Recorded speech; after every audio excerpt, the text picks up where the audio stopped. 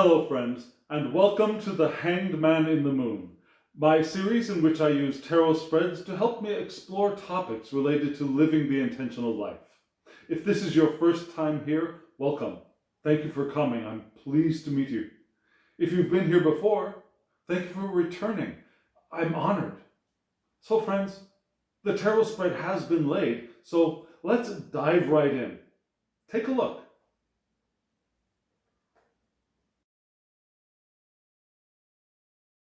And so friends, you can see that we're using the same decks as last week.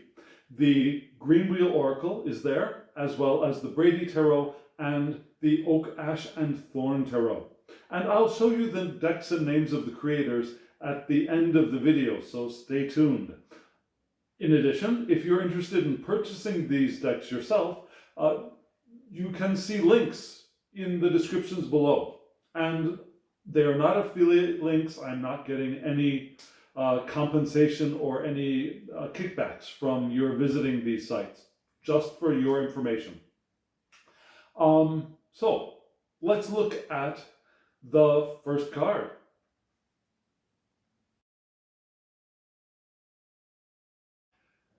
And so friends, you can see that the first card this week is the same as the first card last week.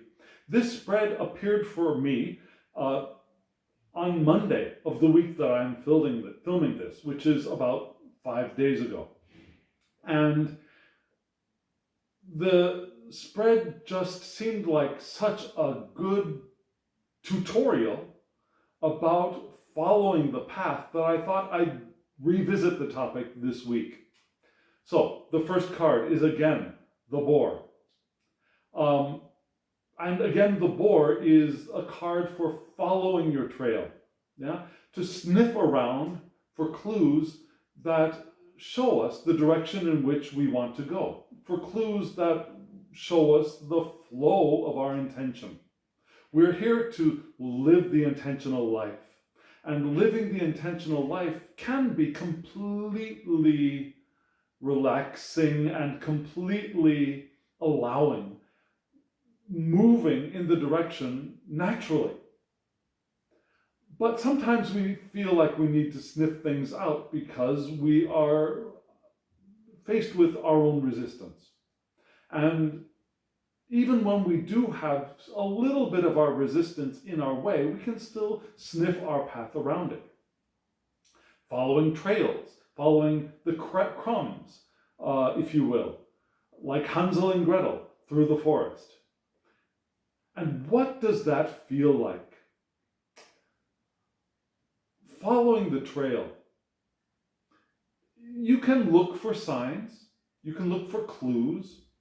Our divine creator is showing us evidence and indications of the direction we want to go every moment of every day. But for many of us, seeing those signs does not come easily. Seeing clues does not come naturally for a lot of us because we have learned to ignore them. From when we were children, a lot of us learned to ignore those signs and clues. We were told that those things were our imagination or were just our fantasy, and so we have shut down our ability to see some of those indications.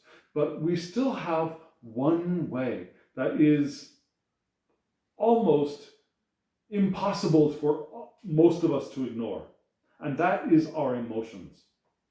Our emotions are going to tell us which direction we're flowing in, whether we're flowing in the direction of our intention or if we're fighting it and working in the opposite direction.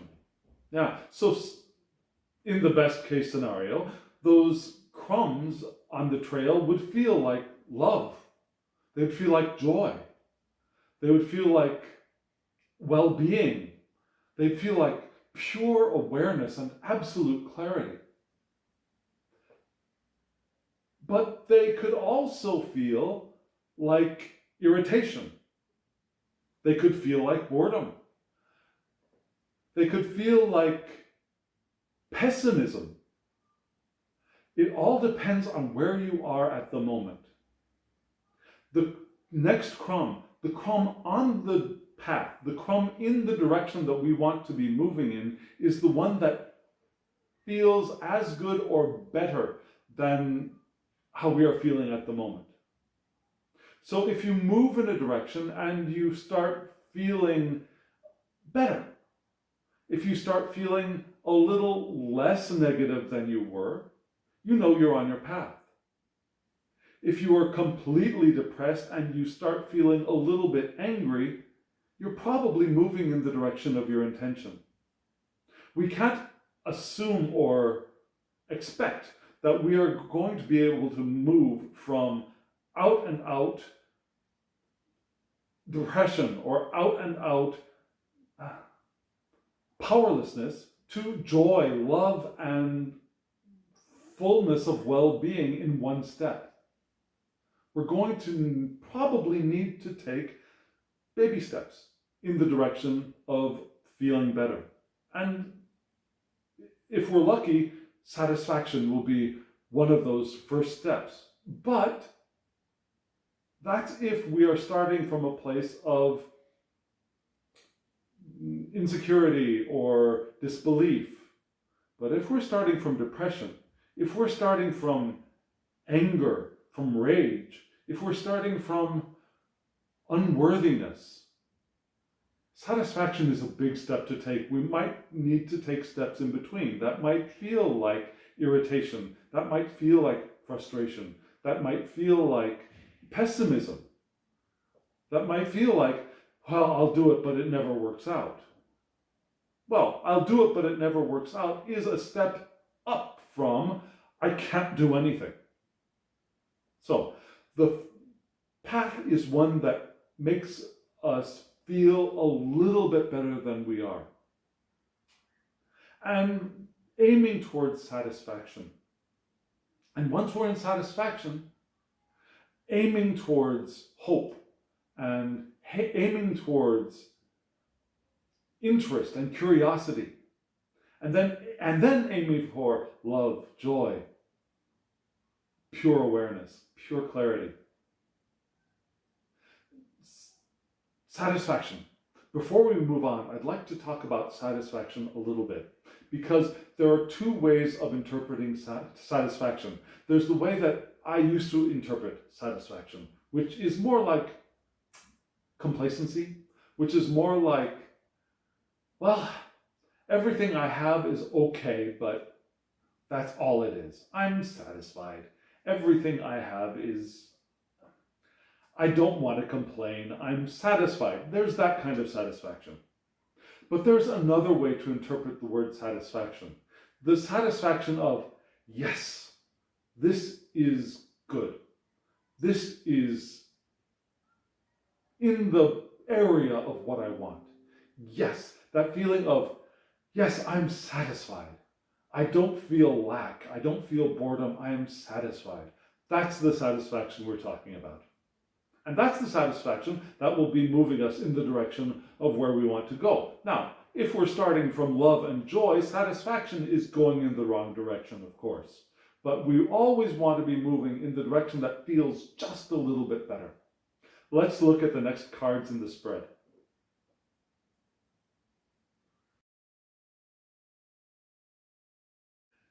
Here we have two cards. One is the Judgment card and one is the Two of Cups. They're beautiful cards, aren't they? I love these two decks. I also love the Oracle deck that we're working with as well.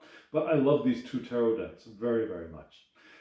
The first card, Judgment, is one of the call to new life. The call from the grave in some decks. Here we have the call of bats from a cave. The Two of Cups card is a card of loving relationships. That could be romantic relationships, but it can be other relationships based on mutual emotion. And so these two cards together, what are they showing us in relation to following our path? Well, following our path might feel like a call from the cave. if we're feeling that we are in a cave of darkness and seclusion and coldness and being covered by heavy weighted rock, if we feel like we're in a cave, the call of our path, the direction of the flow of our intention is going to feel like a call from that cave, a call to move out of that cave into the light. And moving into that light, we could be being called into relationship, in relationship to another person. That other person could be a lover, could be a partner, could be a husband or a wife. That person could be an intimate friend or a close family relation. That person could also be a coworker with whom you feel a sense of deep connection. Yeah? Our soulmates, a lot of people search for soulmates. Our soulmates are not always romantic relationships, and they're not always uniquely one relationship in our life. Our soulmates, the mates to our souls, can also be in working relationships, people that we function the best with, the people we relate to the best, the people that we feel not only understand us and we understand, but who feel like a matching pair of twin souls, for example. And there are many matches to our souls that we will encounter throughout our lives.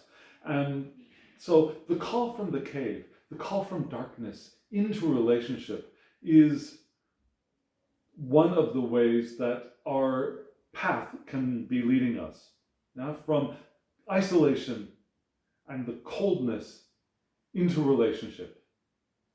And it could be just one step after another, not full relationship the minute you step outside of the cave, but that's the direction it can be calling us into.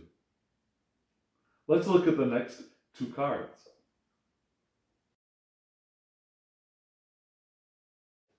The next two cards are the Nine of Horns or Cups. Horns and cups are the same in the Brady Tarot, and the Eight of Cups. So, what is this pairing telling us? The Nine of Cups is a card of satisfaction. That satisfaction of feeling happy with what is. In the Rider-Waite-Smith, it is usually depicted as a man sitting in front of a row of goblets, and he looks very pleased with himself and where he is. Yeah, so that kind of happy satisfaction. And the Eight of Cups, you notice 9 and 8, interesting pairing. The Eight of Cups is one of moving on from disappointments and disillusionments and the moving on from things that are dissatisfying in the extreme. So, what are these two cards telling us together? Our path, the trail that we are following, that we want to follow, is going to feel like satisfaction moving through and from our place of dissatisfaction. Now, if we're starting in a place of dissatisfaction with what we are experiencing, or the relationship we are in, or the job we are in, or perhaps a sense of a failure that we are starting to move past, we often want to leave things behind. But we have to be careful, because if we move forward just to leave things behind, we're actually going to be carrying them with us, because we are thinking about those things we are leaving behind. If you quit a job because you're unhappy with the job, and you go out into the world because you are unhappy with your job and keep thinking about how unhappy you are with your job, you're probably going to find a job with which you will eventually come to feel the same unhappiness. We tend to do that. We have the same relationship over and over. We don't really learn from what we've experienced, but we carry that experience with us as we try to escape from it. And so, one thing to be careful of when we leave things behind, as in the Eight of Cups, is that we're not dragging those cups of disappointment behind us so that we can just set them back up wherever we go to. We want to be moving towards the satisfaction, being drawn by something that we want, being drawn by a sense of accomplishment or a sense of rightness of the world or a sense of interest, some kind of satisfying feeling. When that is what is drawing us from the disappointment, then we will be moving in the path that we want to be moving in. We won't be repeating the same experiences over and over. We'll be able to get off of the wheel, as they say. We'll be able to escape the wheel of repetitive cycles of the same experience and move on to new growth and new expansion and the flow of our intention. We'll be living our intentional lives. If you look at that card again, the Nine of Cups from the Brady Tarot, you will see a moose who has moved and is moving with his herd through a very large and deep river, and he is the first one to emerge on the other side, and he feels satisfied. He came through a very difficult experience. He's still dripping with water, and he's very satisfied. That's the feeling we want to be moving towards when we are leaving something that we are dissatisfied with. Let's look at the next pairing.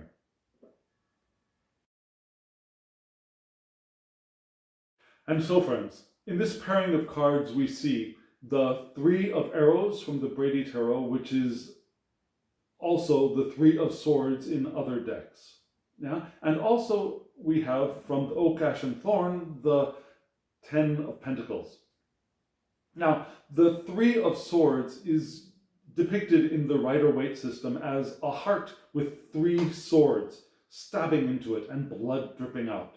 And it's a card of mourning, of heartbreak, of pain, of anguish, caused by mental objects, but still an emotional response is included. The Ten of Pentacles is a card of wealth and legacy, but also of family structure. Yeah? Not the family emotion or familial feelings and familial love so much as the familial structure, the home, the safe space, the space of safety. And when these two cards are combined, what do we see? What can we learn? Let's review briefly. The first two cards, the first pairing, was showing us that we can move out of our dark caves of isolation, perhaps, but our dark caves into and towards loving relationships.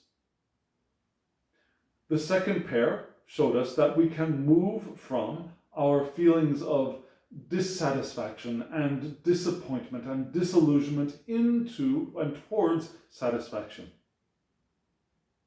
And that's the feeling we want to follow. This set of cards shows us that we can move from our mourning, our heartbreak, into something else, towards something else. And we're not saying we're moving towards sunny skies and smiling faces and bright shining optimism. We're looking at something else. Yeah? We don't want to, or we shouldn't, ignore what we are feeling. Now, we need to own what we are feeling when we are mourning. And what kind of mourning? The heartbreaks of perhaps some beloved person, some loved one dying can be one of these kinds of heartbreak, that grief of death, after death. It could be the grief and heartbreak of a broken relationship, of a divorce, or a separation from a lover. But it could also be other kinds of heartbreak. Yeah, it could be the heartbreak that we feel, the anguish that we feel when something that we have anticipated and expected, some bright shining event or experience that we have been not only dreaming of, but seeing right before our eyes. We're about to get there, and when it crumbles, when it breaks, when the plan fails, when something happens that destroys that bright shining thing that we have created, that can also be heartbreak. We can feel anguish, mourning for those losses. Yeah, so it could be a loss of a relationship. It could be a loss of a job. That could be a moment of heartbreak and grief and mourning. But it could also be the loss and of an experience that we have been expecting. When those things happen, have you ever felt those things? If you're alive, I'm sure you have. I've felt them. We've all felt them. Yeah? We want to acknowledge the feeling. We want to own the feeling and respect it. But we also know that we don't have to live there. Some people believe that not living there means that they are going to suppress, repress, eliminate, erase, get rid of that unhappy and painfully uncomfortable emotion.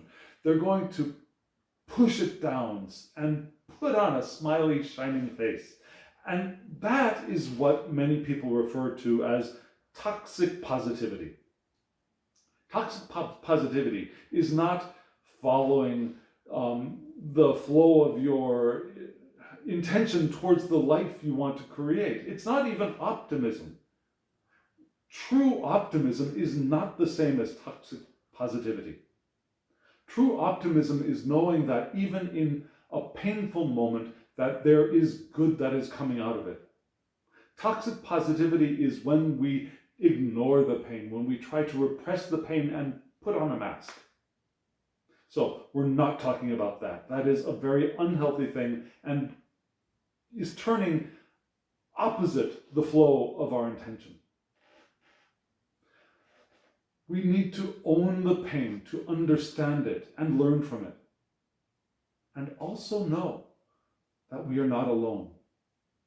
You can see in the card of the Three of Arrows that the one bird coming to give attention to give acknowledgement to mourn and give presence to the death of the bird on the ground.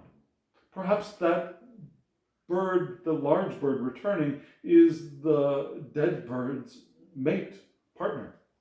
But maybe not.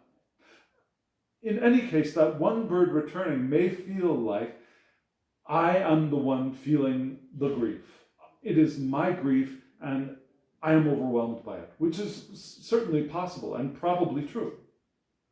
But you also see that there are other birds around that bird that is coming the closest to the dead body. So what can we learn? We can learn that we can move in the direction of comfort, of safety. We don't have to carry this burden alone. There are people, there are structures, there are spaces for us to be and mourn and move through that pain that we are feeling at the moment of heartbreak. Now, there are always structures there available for us if we are willing to follow the flow of our intention towards them. Now, we can't expect to move again from grief and mourning into bright sunny skies, but we can move into the comfort and the embrace of friends, family. There is always a space, and a space that can be found. It could be a group, a grieving group, a group for grief. There's always something out there that we can move towards and find that space to heal. And that is also moving in the direction of our intention. Wherever we are at any moment, in our cave, in our dissatisfaction, in our heartbreak, there's always a direction to move that will bring us towards something that feels a little bit better, from grief into comfort, from dissatisfaction into satisfaction, from isolation and loneliness into relationship. And it might not be the relationship that we're dreaming about, the wedding hall, but it's the direction towards that.